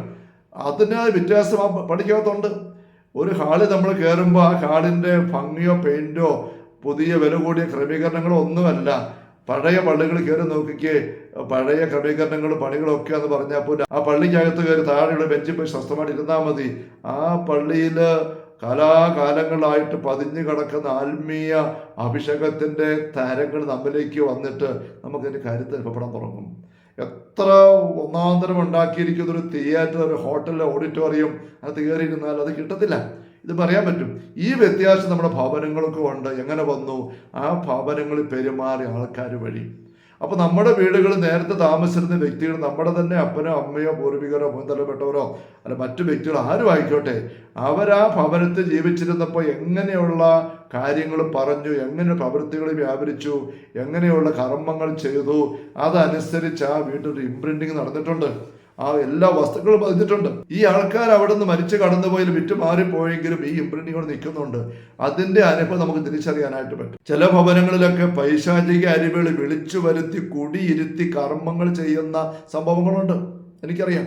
അങ്ങനെയുള്ള സ്ഥലങ്ങളിൽ വീട് വെച്ച് താമസിക്കുന്ന വ്യക്തികൾ നിരന്തരം രോഗത്തിലേക്ക് പോകുന്നു, പ്രാർത്ഥിക്കാൻ മേല വിഷമിക്കുന്നു, വഴക്കടിക്കുന്നു, മരണത്തിലേക്ക് പോലും പോകുന്ന സംഭവങ്ങൾ ഞാൻ കണ്ടിട്ടുണ്ട്. ഞാനത് ഇതുപോലുള്ള രീതിയിൽ പങ്കുവെച്ചിട്ടുമുണ്ട്. ഞാൻ നേരത്തെ സൂചിപ്പിച്ചതായ കോളിൻ വിൽസന്റെ മിഷണറീസ് എന്ന പുസ്തകത്തിൽ അവർ പങ്കുവെക്കുന്ന മറ്റു സംഭവമുണ്ട്. ഒരു 10-25 വയസ്സുള്ള യുവാവ് കല്യാണം കഴിച്ച് സ്വന്തമായിട്ട് വീട് വാടകയ്ക്കെടുത്ത്, ഇടത്തരക്കാരാണെന്ന് തോന്നുന്ന വിവരണം കണ്ടിട്ട് താമസം ആരംഭിച്ചു. ഏതാനും ദിവസം കഴിഞ്ഞപ്പോൾ ഒരു ദിവസം പണി കഴിഞ്ഞിട്ട് ഈ പയ്യൻ മദ്യപിച്ച് ലെക്ക് കെട്ട് വീട്ടിൽ വന്ന് കയറി വല്ലാത്തൊരു സീനുണ്ടാക്കി. പിറ്റേ ദിവസം നേരം എടുത്ത് എണീറ്റപ്പോൾ ഇവൻ ഭാര്യയുടെ പക്കൽ കെഞ്ചി മാപ്പ് ചോദിക്കുകയാണ്, എൻ്റെ മോളെ എനിക്ക് എങ്ങനെ സംഭവിച്ചെന്ന് അറിഞ്ഞുകൂടെ, അറിയാതെ മദ്യപിച്ചു, ഇനി ഒരിക്കലും ചെയ്യില്ല ആണയിടുകയാണ്. പക്ഷെ 1 മാസം കഴിഞ്ഞില്ല, വീണ്ടും ഈ പയ്യൻ എങ്ങനെ ചെയ്തു. 3ാമത് സംഭവിച്ചു കഴിഞ്ഞപ്പം ഈ പെൺകുട്ടി ഒരു ഗിഫ്റ്റുള്ള സ്ത്രീയുടെ പക്കൽ ചെന്ന് ആലോചന ചോദിച്ചു. പ്രാർത്ഥനയിലുള്ള ഒരു വ്യക്തിയാണ് നമുക്ക് തിരിയുന്നത്. ആ സഹോദരി വീട്ടിൽ വന്ന് പ്രാർത്ഥനാപൂർവ്വം നിരീക്ഷിച്ചിട്ട് ഒരു കൈയുള്ള പഴയ തടിക്കസേര ചൂണ്ടിക്കാണിച്ചിട്ട് പറഞ്ഞു, ഈ കസേരയിലൂടെയാണ് തിന്മ കയറി വന്നിരിക്കുന്നത്, ഇത് മാറ്റാൻ പറഞ്ഞു. അവരെ കസേര കത്തിച്ച് കളഞ്ഞുവെന്നാണ്. എന്നിട്ട് അവർ കസേര അവർക്ക് കല്യാണത്തിന് സമ്മാനം കിട്ടിയതായിരുന്നു. ആ സമ്മാനത്തിന് ആൾക്കാരെ കണ്ട് സമീപിച്ചപ്പോൾ അതൊരു കടയിൽ നിന്ന് വാങ്ങിച്ചെന്നറിഞ്ഞു. ആ കട ചെന്നപ്പോൾ സെക്കൻഡ് ഹാൻഡ് ഫർണിച്ചർ വെക്കുന്ന കടയാണ്. അന്വേഷിച്ചപ്പോൾ അവർ പറഞ്ഞു ഇതൊരു കുടിയനായ കശാപ്പുകാരൻ്റെതായിരുന്നു. അങ്ങേര് ഈ കസേര ഇരുന്ന് ആത്മഹത്യ ചെയ്ത് അവസാനിച്ചതാണ്. ആ കസേരയാണ് ഇവർക്ക് സമ്മാനം കിട്ടിയത്. ആ കസേര ഉപയോഗിച്ച് നീങ്ങിയപ്പോൾ ഈ യുവാവിന് കുടിക്കാനുള്ള ആസക്തി വന്നിട്ട് നിയന്ത്രിക്കാൻ മേലാതെ വീണ്ടും കുടിക്കുന്ന അവസ്ഥ ഈ ഗ്രന്ഥകാരൻ എടുത്തു പരാമർശിച്ചിരിക്കുകയാണ്. കസേര കത്തിച്ച് കളഞ്ഞതിന് ശേഷം കുടിയുടെ അവസ്ഥ ആ യുവാവിൻ്റെ ലൈഫിൽ ഉണ്ടായിട്ടേ ഇല്ല എന്ന്. ഈ സംഭവം ഞാൻ ഇങ്ങനെ പുസ്തകത്തെ വായിച്ചപ്പോൾ എനിക്കറിയാവുന്ന ഒരു കുടുംബത്തിൽ വളരെ പുരാതനമായ പാരമ്പര്യ കത്തോലിക്കരായിരിക്കും, നല്ല ആത്മജീവിതവും വിദ്യാഭ്യാസ സാമ്പത്തികം എല്ലാം ഉള്ളൊരു കുടുംബത്തിൽ അപ്പച്ചനും അമ്മച്ചിയും കുറേ വർഷം മുമ്പ് 10-20 വർഷം മുമ്പ് എന്ന് പറഞ്ഞൊരു സംഭവം, സമാനമായ സംഭവമാണ്. ഞാൻ ഈ കാര്യം വായിച്ച് കേട്ടപ്പോൾ പിന്നെ ഞാൻ ആ വീട്ടിലൊരിക്കലും ആ ഭാഗത്തൊരിക്കലും ധ്യാനിപ്പിക്കാൻ പോകേണ്ടി വന്നപ്പം ഞാൻ ആ വീട്ടിൽ ചെന്നൊരു കാര്യം കൃത്യമായിട്ട് ഒന്ന് ചോദിച്ച് മനസ്സിലാക്കി. അപ്പോൾ കുടുംബാംഗങ്ങൾ പറയുകയാണ്, അച്ഛാ അവിടെ വലിയ വീടാണ്, ബംഗ്ലാവ് പോലെ വീട്, അത് പുതുക്കി പണിത അവസരത്തിൽ പഴയ ഫർണിച്ചർ എല്ലാം കൂടെ പുറവശം മുറി കൊണ്ട് അമ്പ് ചെയ്തു. 2ാം നിലയിലാണ് പുതിയ വീട്, 2ാം നിലയിലാണ് മകനുള്ള മുറി. മകൻ വിദേശത്തായിരുന്നു, കല്യാണത്തിന് മുമ്പായിട്ട് വീട് പണി നടത്തിയത്. അവൻ വന്നിട്ട് ആ മുകളിലത്തെ മുറിയെല്ലാം അവൻ്റെ മുറി ഫർണിഷ് ചെയ്തത്. ഒരു ദിവസം താഴെ പ്രാർത്ഥനാ മുറിയിൽ അപ്പനും അമ്മയും പകൽ സമയത്ത് ഇത് പ്രാർത്ഥിക്കുമ്പോൾ മുകളിലത്തെ മുറിയിൽ ഈ മകൻ വലിയ രോഷത്തോടെ പൊട്ടിത്തെറിക്കുന്ന അവസ്ഥയിൽ ഒച്ചയുണ്ടാക്കി സ്റ്റെപ്പുകൾ ഇങ്ങനെ ചവിട്ടി ഇറങ്ങി വന്നിട്ട് പ്രാർത്ഥനാ മുറി വന്ന് ഇവരോട് ചൂടാകുകയാണ്. ഉടനെ ഇവർ എണീറ്റിട്ട് ഇവർ പറയുക, അച്ഛാ ഞങ്ങൾ എണീറ്റ് അവൻ്റെ 2 കയ്യിൽ ഇങ്ങനെ പിടിച്ചിട്ട് മോനെ എന്ന് പറഞ്ഞിങ്ങനെ വിളിച്ചു. ഞങ്ങൾ എന്നിട്ട് ഉള്ളിൽ ഇങ്ങനെ വിശ്വാസം ചൊല്ലി മൗനമായിട്ട് പ്രാർത്ഥിച്ചു. അല്പസമയത്തിന് അവൻ ശാന്തനായി. പെട്ടെന്ന് പരിസരബോധം ഉണ്ടായി, അവനെ കസേര തളർന്നിരുന്നു. പിന്നെ അവൻ ഞങ്ങളെ നോക്കി സോറി പറഞ്ഞിട്ട് പെട്ടെന്ന് എണീറ്റ് അവൻ്റെ മുറിയിലേക്ക് പോയി. ഇത് ഞങ്ങൾക്ക് വല്ലാതെ ഷോക്കായിപ്പോയി. ഞങ്ങളിത് ആത്മീയമായ കാര്യങ്ങൾ പങ്കുവെക്കുന്ന കുറച്ച് ഗിഫ്റ്റുള്ള ഒരു കപ്പിളുണ്ട്, അവർ വിദേശത്താണ്, എനിക്കവരെ അറിയാം. അവരുമായിട്ട് ഇതേപ്പറ്റി ആലോചന ചോദിച്ചു. അവർ പ്രാർത്ഥിച്ചിട്ട് ചോദിച്ചു, അവൻ്റെ മുറിയിൽ ഒരു തടിക്കസേര കിടപ്പുണ്ടോ? ഇവർ മുറിച്ചത് തപ്പി അവനില്ലാത്തപ്പോഴായിരിക്കും അപ്പോഴുണ്ട്. ഇവരുടെ വല്യപ്പന് ഉപയോഗിച്ചിരുന്ന തടിക്കസേര അവന് ഉപയോഗിക്കുകയാണ്. ഇപ്പം അവനത് ഇഷ്ടപ്പെട്ട് എടുത്ത് പോളിഷ് ചെയ്ത് ഉപയോഗിക്കുകയാണ്. ഇവരോട് പറയും, എൻ്റെ അച്ഛൻ ഞങ്ങളുടെ ഈ വല്യപ്പൻ ഇതുപോലെ പൊട്ടിത്തെറിച്ച് ബഹളം വെച്ച് സംസാരിക്കുന്ന പ്രകൃതമുള്ള ആളായിരുന്നു. കൃത്യം അതുപോലെ തന്നെ ഞങ്ങളുടെ മോനെ സംസാരിച്ച് അവരൊരിക്കലും അല്ലാതെ സംസാരിച്ചിട്ടില്ല. ഈ കാര്യം ബോധ്യപ്പെടുത്തി കഴിഞ്ഞപ്പോൾ ആ മോൻ സംബന്ധിച്ച കസേര നശിപ്പിച്ച് കളഞ്ഞു. ഞാനിങ്ങനെ പറയുമ്പോൾ നിങ്ങൾ വിചാരിച്ചേക്കത് വീട്ടിലുള്ള പഴയ കസേര കത്തിച്ച് കളയണം, കട്ടിൽ കത്തിച്ച്, അങ്ങനെയല്ല. ഇത് ബി ഗ്രേഡ് ദുർശേഷിപ്പുകളുടെ സാധ്യതയാണ്. അൽഫോൻസാമ്മ കടന്ന കട്ടിൽ ഇപ്പോഴും ഭരണങ്ങാനത്തെ അൽഫോൻസാമ്മയുടെ മുറിയിൽ ചില്ലിട്ട് സൂക്ഷിച്ചിട്ടില്ലേ? അത് ബി ഗ്രേഡ് തിരിശേഷിപ്പായത് കൊണ്ടാണ്. അതിരുന്ന കസേരയൊക്കെ ബി ഗ്രേഡ് ദുർശേഷിപ്പുകളുമുണ്ട്.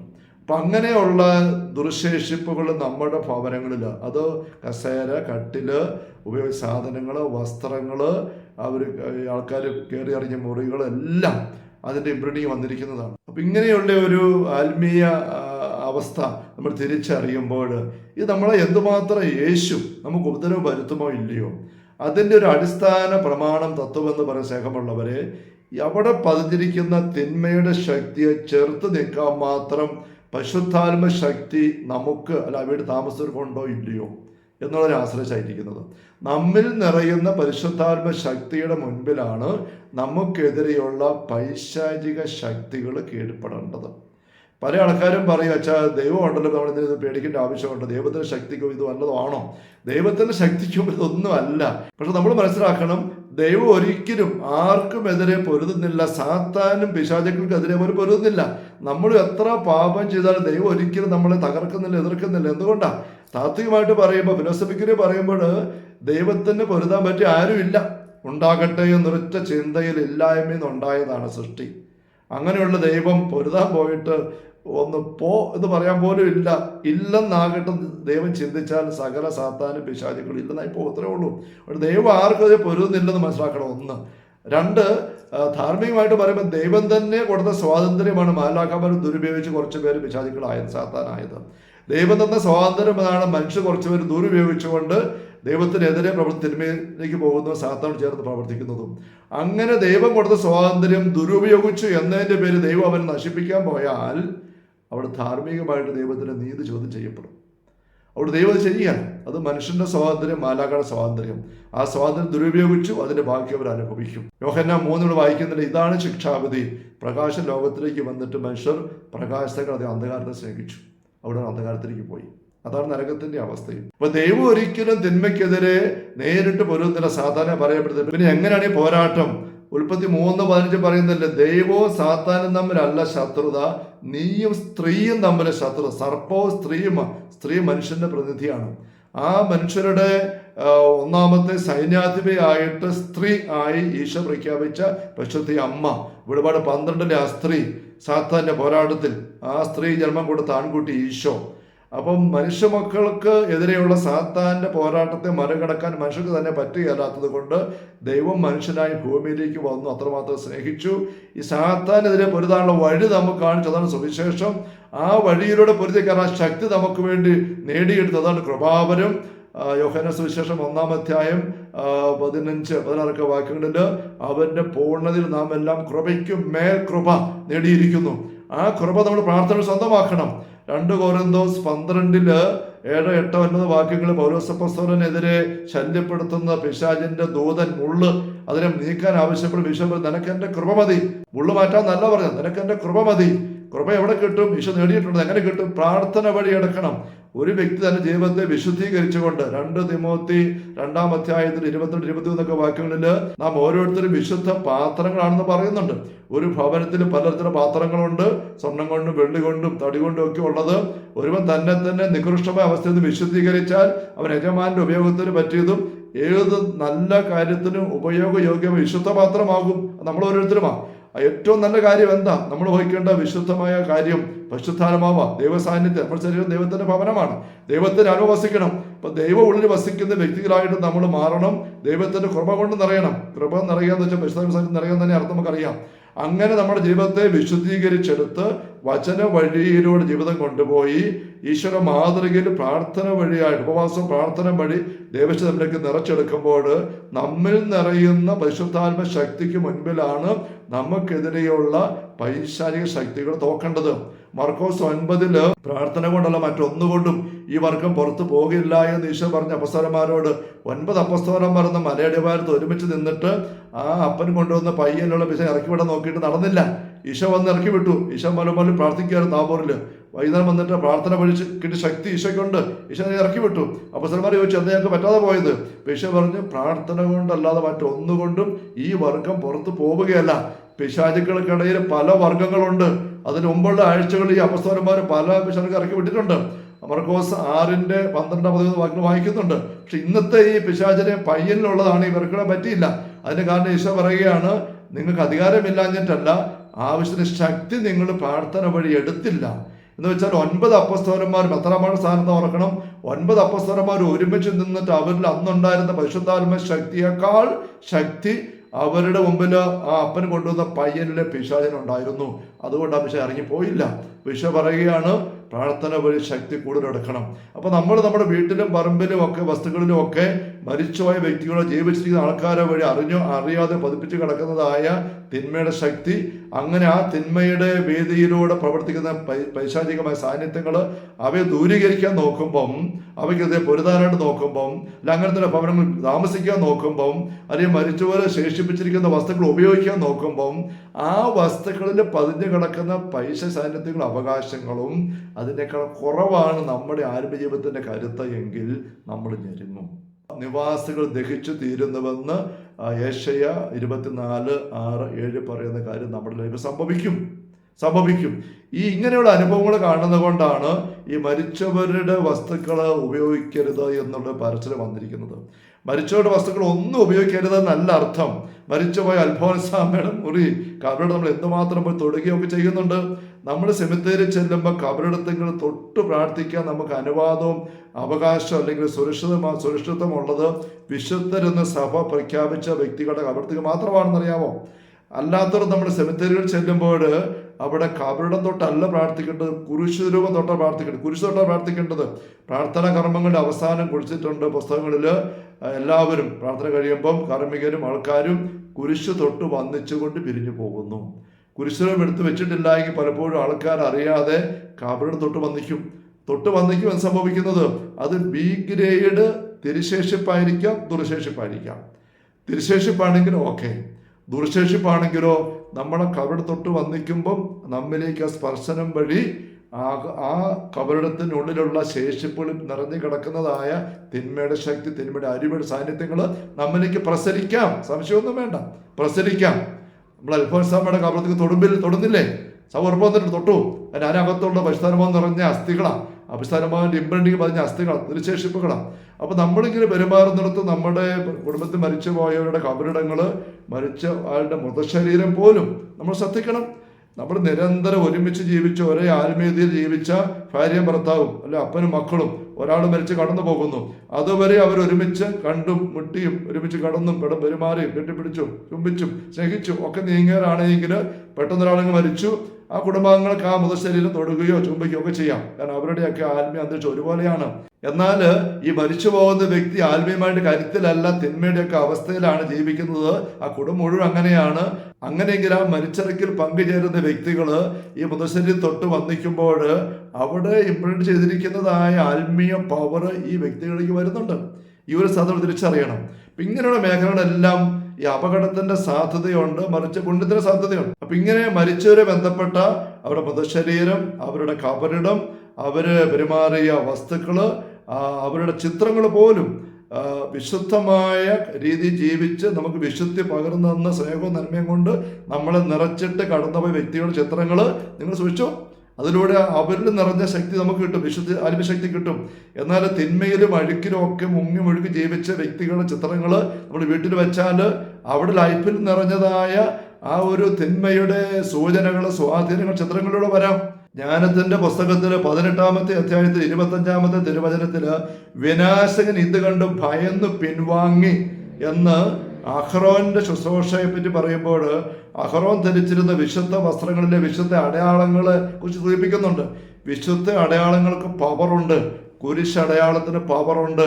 അൾത്താരയിലൊക്കെ നമ്മൾ തിരുവസ്ത്രങ്ങളിൽ, അച്ഛന്മാർ ഉപയോഗിക്കുന്ന തിരുവസ്ത്രങ്ങളിൽ വിശുദ്ധ അടയാളങ്ങളുണ്ട്. അതിന് പവറുള്ളത് കൊണ്ടാണ്. അതുപോലെ തന്നെ തിന്മയുടെ അടയാളങ്ങൾക്ക് തിന്മയുടെ സ്വാധീനം പവറുമുണ്ട്. വിശുദ്ധ വ്യക്തികളുടെ ചിത്രങ്ങൾക്ക് അതിൻ്റെ പവറുണ്ട്. വിശുദ്ധരുടെ ചിത്രങ്ങൾക്ക്, പരിശുദ്ധ അമ്മയുടെ ചിത്രങ്ങൾക്ക്, എബ്രാസേമയുടെ ലിഖിതങ്ങളിൽ എബ്രാസേമ ഒല്ലൂര് ആയിരിക്കുമ്പോൾ ജീവിച്ചിരുന്നപ്പം പിശാചുക്കൾ വന്ന് കഥകിൽ ഇടിച്ചു തൊഴിച്ച് മുട്ടി വല്ലാണ്ട് ശല്യം ഉണ്ടാക്കിയപ്പം അനുവിധ പറഞ്ഞു കൊടുത്ത കഥകിൻ്റെ അകത്ത് മാതാവിന് ചിത്രം ഒട്ടിച്ചു വെച്ചു. പിറ്റേ രാത്രിയിൽ പിശാചുക്കൾ വന്ന് ഇടിക്കാൻ മേലാതെ പിശാചുക്കൾ നിലവിളിച്ച് എബ്രാസം എഴുതുന്നുണ്ട്, ഞങ്ങളുടെ ശത്രുവായ മറിയത്തെ ഞങ്ങൾ കാണിയായിട്ട് ഈ കഥകന്മേൽ ഒട്ടിച്ചു വെച്ചിരിക്കുന്നു. ആരാണ് നിന്നെ പഠിപ്പിച്ചത് എന്ന് പറഞ്ഞുകൊണ്ട് അവർക്ക് ഇടിക്കാൻ തൊഴിക്കാനും മേലാതെ അവർക്ക് നിലവിളിച്ചെന്ന് എഴുതിയിരിക്കുകയാണ്. ഒരു ചിത്രം ഒട്ടിച്ചു വെച്ചപ്പോൾ അത്ര വ്യത്യാസം അവിടെ വന്നിരിക്കുകയാണ്. ഇതുപോലെയുള്ള ഒരുപാട് അനുഭവങ്ങൾ ഭൂതോച്ചാടന ശുശ്രൂഷകൾ സ്നേഹമുള്ളവരെ കാണാനായിട്ട് പറ്റും. ഞാൻ ഭൂതോച്ചാടന അനുഭവ പാഠങ്ങൾ പങ്കുവെച്ചിരിക്കുന്നതിനകത്ത് പല സംഭവങ്ങൾ സമാനമായിട്ട് നിങ്ങൾക്ക് ശ്രദ്ധിക്കാനായിട്ട് പറ്റും. അപ്പൊ നമ്മൾ വീട്ടിൽ സൂക്ഷിക്കുന്ന ചിത്രങ്ങൾ നമ്മുടെ വിശുദ്ധരായ പൂർവികരുടെയും കുടുംബാംഗങ്ങളുടെയും ആണെങ്കിൽ അതിന് കരുത്തുണ്ട്. തിന്മയിലൊക്കെ മുങ്ങി മുഴുകി ജീവിച്ച വ്യക്തികളുടെ ചിത്രങ്ങൾ വെക്കുന്നിടത്ത് അതിന്റെ ദുസ്വാധീന സാധ്യതയുണ്ട് നമ്മൾ തിരിച്ചറിയണം. 5-ാമത് ഒരു കാര്യം കൂടെ സൂചിപ്പിക്കുകയാണ്, നമ്മൾ എന്ത് ചെയ്യും? നമുക്ക് പിന്നെ കടന്നുപോയ വ്യക്തികളെല്ലാം വിശുദ്ധി പതിപ്പിച്ചിട്ടൊന്നും അല്ല പോയിരിക്കുന്നത്. ഒത്തിരി അശുദ്ധി തിന്മയെല്ലാം പതിപ്പിച്ചിട്ടുണ്ട്. ഒത്തിരി ദുർശേഷിപ്പുകൾ നമുക്ക് എന്ത് ചെയ്യാൻ പറ്റും? മരിച്ചു പോയവർക്ക് ഇനി അതിനകത്ത് മാറ്റം വരുത്താൻ പറ്റുകയില്ല. നമുക്ക് മാറ്റം വരുത്താനായിട്ട് പറ്റും. ആ വസ്തുക്കളിൽ വിശുദ്ധിയുടെ ഇംപ്രിന്റിങ് നടത്തണം. പുറപ്പാട് പുസ്തകത്തിന്റെ 3-ാമത്തെ അധ്യായത്തില് ഹോറേബ് മലയിൽ കത്തിയെരിയുന്ന മുൾപ്പടർപ്പിന് കണ്ടുകൊണ്ട് മോശ കയറി ചെല്ലുമ്പോൾ തമ്പുരാൻ പറയും, അങ്ങ് അടുത്ത് മോശ വരുമ്പോൾ ചെരുപ്പഴിച്ച് മാറ്റണം, ഇത് വിശുദ്ധമായ സ്ഥലമാണ്. അതുവരെ മോശ എവിടെ കയറി വന്ന സ്ഥലത്തെക്കുറിച്ച് ദൈവം പറയാത്തൊരു കമന്റാണ് ഈ ഒരു തിട്ടയെക്കുറിച്ച് പറഞ്ഞത്. ഇത് വിശുദ്ധമായ സ്ഥലമാണ്. ഭൂമി മുഴുവനും ശപിക്കപ്പെട്ടതായി എന്ന് ഉൽപ്പത്തി 3:17 നമ്മൾ കണ്ടു ദൈവം പറയുന്നതായിട്ട്. അങ്ങനെ ശപിക്കപ്പെട്ട ഈ ഭൂമിയിൽ ഈ മുൾപ്പടർപ്പ് നിൽക്കുന്ന ആ തിട്ട എങ്ങനെയാ പരിശുദ്ധമായത്? ദൈവസാന്നിധ്യം വന്നപ്പോൾ. ഇതാണ് നമുക്കുള്ള തിരുവചന സൂചന. എങ്ങനെയാണ് തിരുവപതിഞ്ഞതായ സ്ഥലങ്ങളെയും നമ്മുടെ ഭവനങ്ങളെയും വസ്തുക്കളെയും വിശുദ്ധീകരിക്കാൻ സാധിക്കുക. അതുകൊണ്ടാണ് മർക്കോസിന്റെ സുവിശേഷത്തിൽ നമ്മൾ വായിക്കുന്നു 16-ാമത്തെ അധ്യായത്തിൽ 15-ാം തിരുവചനത്തില് ലോകമെങ്ങും പോയി സകല സൃഷ്ടികളും സുവിശേഷം പ്രസംഗിക്കുക. സകല സൃഷ്ടികളും സുവിശേഷ പ്രസംഗം ആവശ്യമുണ്ട്. മനുഷ്യന് മാത്രമല്ല, പ്രാർത്ഥനയും വെഞ്ചരിപ്പും വിശുദ്ധ ജലവും ഒക്കെ നമ്മൾ കന്നുകാലിക്കും ഒക്കെ വെഞ്ചരിച്ച ഉപ്പ് കൊടുക്കുകയല്ലേ, അല്ലെ വെഞ്ചരിച്ച കയറ് കൊണ്ട് കേട്ട് മാറ്റം വരുന്നത് കാണുന്നില്ലേ? പ്രാർത്ഥിക്കുമ്പോൾ അതിന് ഫലം അവിടെയുണ്ട്. ഈ പ്രപഞ്ചം മുഴുവനും വീടിനും പറമ്പിനും ഒക്കെ വേണ്ടി പ്രാർത്ഥിക്കുന്നവരെ തന്നെ ഈ പ്രപഞ്ചം മുഴുവനും പ്രാർത്ഥനയുടെ ആവശ്യം, സുവിശേഷത്തിന്റെ ആവശ്യമുണ്ട്. കൊളോസസ് ലേഖനത്തിന്റെ 1-ാം പൗലോസ് അപ്പോസ്തലൻ പറയുന്നുണ്ട്, ആകാശത്തിന് കീഴിലുള്ള സകല സൃഷ്ടികളും സുവിശേഷം പ്രസംഗിക്കപ്പെട്ടിട്ടുണ്ട്, ഞാനതിന് ശുശ്രൂഷകനാണ് എന്ന് അപ്പോസ്തലൻ പറയുകയാണ്. റോമാലേഖനത്തിന്റെ 8-ാമത്തെ അധ്യായത്തിന്റെ 19, 20, 21, 22 വാക്യങ്ങളില് നമ്മൾ ഈ പ്രപഞ്ചം മുഴുവൻ വിശുദ്ധീകരിക്കാൻ എന്തുമാത്രം അത്യാവശ്യമായിരിക്കുന്നു എന്നുള്ളത് വളരെ ശക്തമായ വാക്കുകളിൽ പങ്കുവെക്കുന്നുണ്ട് പരിശുദ്ധാത്മാവ്. ഈ സൃഷ്ട പ്രപഞ്ചം ദൈവമക്കളുടെ വെളിപ്പെടുത്തലിനെ ആകാംക്ഷയോടെ കാത്തിരിക്കുന്നു. അത് വ്യർത്ഥതയ്ക്ക് അടിമപ്പെട്ടിരുന്ന സ്വന്തം ഇഷ്ടത്തല്ല പ്രത്യാശത്തിന് അധീനമാക്കിയവന്റെ അഭീഷ്ടപ്രകാരം ഈ സൃഷ്ടപ്രപഞ്ചം ഈറ്റുന്നവ് അനുഭവിക്കുന്നു, നെടുവീർപ്പിട്ട് കാത്തിരിക്കുന്നു ദൈവമക്കള് വെളിപ്പെടാൻ എന്ന് പറഞ്ഞിരിക്കുകയാണ്. എങ്ങനെയാണ് ഈ വ്യർത്ഥതയ്ക്ക് അടിപ്പെട്ട് പോയത്? സ്വന്തം ഇഷ്ടത്താലല്ല. നമ്മൾ പറഞ്ഞ സ്വന്തം ഇഷ്ടത്തിനില്ല, അതിനെ പ്രത്യാശ കൊടുത്ത് അധീനമാക്കിയവന്റെ അഭീഷ്ടപ്രകാരം സംഭവിച്ചു, സൂചിപ്പിച്ചു കഴിഞ്ഞു. അത് മനുഷ്യനാണ്. അങ്ങനെ അടിപ്പെട്ടു പോയ പ്രപഞ്ചം ഈറ്റുനോവ് അനുഭവിച്ച് നെടുവീർപ്പിട്ട് കാത്തിരിക്കുകയാണ് ദൈവമക്കൾ വെളിപ്പെടാൻ. എന്താ അതിന്റെ അർത്ഥം? ഇത് ഭരണങ്ങാനത്തിൽ ദൈവമകൾ വെളിപ്പെട്ടു. ഇപ്പൊ എന്ത് സംഭവിച്ചു? ആ ദൈവമകളുടെ ശരീരമായിട്ട് ദൈവം കൊടുത്തതായ ഈ സൃഷ്ടപ്രപഞ്ചം, ആ മണ്ണ്, അസ്ഥിയൊക്കെ മാറിയ മണ്ണ്, പ്രപഞ്ചം മണ്ണ്, അത് വിശുദ്ധമായി തിരുശേഷിപ്പായി. ആ ദൈവമകള് ജനിച്ച വീട്, വളർന്ന വീട്, പെരുമാറിയ മുറി, കിടന്ന കട്ടില്, കവടഞ്ഞ കറ എല്ലാം വിശുദ്ധമായി. കണ്ടോ? ജീവന്റെ അടിമത്തത്തിൽ മോചനം പ്രാപിച്ചു. ഇതുപോലെ നാം ഓരോരുത്തരുടെ വീടുകളും പറമ്പുകളും വീട്ടിലുള്ള സകല ഉപകരണങ്ങളും എല്ലാം ആകാംക്ഷയുടെ കാത്തിരിക്കുകയാണ് നമ്മള് ദൈവമക്കളായിട്ട് മാറാൻ, ദൈവശക്തിനെ കൊണ്ട് നിറയാൻ, എന്നിട്ട് ആ വീട്ടിൽ ചെന്ന് പെരുമാറാൻ. നമ്മുടെ സ്പർശനവും സാന്നിധ്യവും ശബ്ദവും പ്രവൃത്തികളും വഴി അവിടെ സകല തിന്മകളെ ദൂരീകരിച്ച് വിശുദ്ധ വസ്തുക്കളാക്കി അവയെല്ലാം മാറ്റാൻ, അവയെല്ലാം നമ്മുടെ കാലം കഴിയുമ്പോൾ തിരുശേഷിപ്പുകളാകണമെന്ന്. പഴയ നിയമത്തിൽ നമ്മൾ ഉൽപ്പത്തി 39-ാം അധ്യായത്തില് പൊത്തിഫറിന്റെ വീട്ടിൽ ജോസഫ് ആയിരിക്കുമ്പം ജോസഫ് ആ വീട്ടിലും വയലിലും എല്ലാം ചുമതലയെല്ലാം ഏറ്റെടുത്ത് കഴിഞ്ഞപ്പം ആ വീട്ടിലും വയലിലും എല്ലാം ദൈവത്തിന്റെ അനുഗ്രഹം ഉണ്ടായെന്ന് വായിക്കും. എന്തുകൊണ്ടാ? ജോസഫിന് ദൈവത്തിന്റെ സാന്നിധ്യം ഉണ്ടായിരുന്നു. നമ്മൾ വായിക്കുന്നുണ്ട് അവിടെ 4 പ്രാവശ്യം ആ 39-ാം അധ്യായം തന്നെ.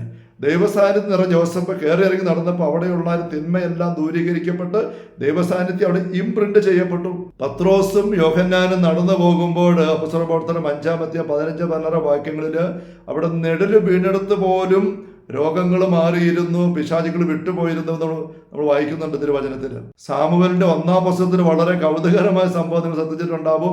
1-ാം പുസ്തകം 5-ാം അധ്യായത്തിൽ 1 മുതലുള്ള വാക്യങ്ങൾ 5 വരെ വാക്യങ്ങളിൽ ഫിലിസ്തീന് കർത്താവിന് വാഗ്ദാനപടം തട്ടിയെടുത്തിട്ട് അവിടെ നാട്ടിൽ കൊണ്ടുപോയി അഷ്ദോദിലുള്ള ദാഗോന്റെ ക്ഷേത്രത്തിൽ കൊണ്ട് പ്രതിഷ്ഠയ്ക്ക് സമീപം കൊണ്ട് വെച്ചുവെന്നാണ്.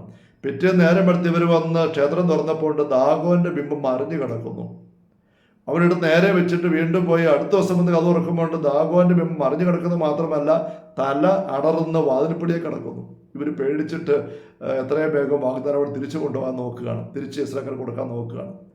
ദൈവസാന്നിധ്യം എവിടെ വന്ന് കയറുന്നുവോ, എവിടെ പതിയുന്നുവോ അവിടെയുള്ള തിന്മ സാന്നിധ്യങ്ങൾ മറിഞ്ഞു വീഴും, അത് നിർവീര്യമാകും, അത് തുടച്ചു മാറ്റപ്പെടും. ഇത് നമ്മൾ അറിഞ്ഞുകൊണ്ട് നമ്മുടെ ഉള്ളത്തിൽ ദൈവസാന്നിധ്യം നിറച്ചിട്ട് ആ സാന്നിധ്യമായിട്ട് നമ്മുടെ ഭവനങ്ങളെയും വസ്തുക്കളെയും പറമ്പുകളെല്ലാം വിശുദ്ധീകരിക്കുന്ന ആത്മീയ പോരാട്ടത്തിന്റെ പ്രക്രിയയ്ക്ക് പറയുന്ന പേരാണല്ലോ ജെറിക്കോ പ്രാർത്ഥന. യോശുവ കർത്താവിന് വാഗ്ദാന പേടകമെടുത്ത് ഉച്ചത്തിൽ കാഹളം മുഴക്കി ജെറിക്കോയ്ക്ക് ചുറ്റും ആവർത്തിച്ച് നടന്നപ്പോൾ ആ കോട്ട തകർന്നു. ഇതുപോലെ 4 കാര്യങ്ങളാണ് നമ്മുടെ ഉള്ളിൽ ദൈവസാന്നിധ്യം നിറയ്ക്കുക. മറ്റു ദൈവികാന സ്വീകരണം വഴി പ്രത്യേകിച്ചും അങ്ങനെ നിറച്ചിട്ട് ശക്തമായ പ്രാർത്ഥനയുമായിട്ട് പ്രത്യേകിച്ചും വിശ്വാസ പ്രമാണം പ്രഘോഷിച്ചുകൊണ്ട് തിന്മ പതിഞ്ഞ സ്ഥലങ്ങളിലൂടെ കയറി ഇറങ്ങി നടക്കുക. അത് ആവർത്തിച്ച് ചെയ്യുക. എന്തുമാത്രം തിന്മ അവിടെ ആവർത്തിച്ച് പതിഞ്ഞിട്ടുണ്ടോ അതിനെ മുഴുവനും ദൂരീകരിക്കാൻ മാത്രം അവിടെ ദൈവിക സാന്നിധ്യം, വിശുദ്ധി അവിടെ പതിപ്പിച്ച് വിശുദ്ധീകരിക്കാൻ സാധിക്കും. അങ്ങനെ നമ്മൾ ബോധപൂർവം ചെയ്യുന്നില്ല എങ്കിൽ സ്നേഹമുള്ളവരെ, മരിച്ചുപോയ വ്യക്തികൾ ഉപയോഗിച്ച വസ്തുക്കൾ, ശേഷിപ്പിച്ചിരിക്കുന്ന സാധനങ്ങൾ നമ്മൾ ഉപയോഗിക്കുമ്പോൾ അവർ വിശുദ്ധിയിലും നന്മയിലും ആത്മാവിലും നിറഞ്ഞ് ജീവിച്ചതാണെങ്കിൽ നമുക്ക് കരുത്താണ്. അവർ തിന്മയിലും പാപബന്ധനങ്ങളിലും പൈശാചിക സ്വാധീനങ്ങളിലും എല്ലാ പാവവും പിശാചിക സ്വാധീനം തന്നെയാണ് ജീവിച്ചിരുന്നതെങ്കിൽ അതിന് ദുസ്വാധീനം നമുക്ക് വരും. Hallelujah, hallelujah. കർത്താവ് യേശു മിശിഹായുടെ സമൃദ്ധമായ കൃപയും അനുഗ്രഹങ്ങളും പിതാവായ ദൈവത്തിൻ്റെ അവനനയുമായ സ്നേഹവും പരിശുദ്ധാത്മാവായ ദൈവത്തിൻ്റെ നിരന്തരമായ സാന്നിധ്യ സഹവാസ സഹായ സംരക്ഷണവും നാം ഓരോരുത്തരോടും കൂടെ ഉണ്ടായിരിക്കട്ടെ, ഇപ്പോഴും എപ്പോഴും എന്നേക്കും. ആമേൻ. ഈശോ മിശിഹായ്ക്ക് സ്തുതിയായിരിക്കട്ടെ.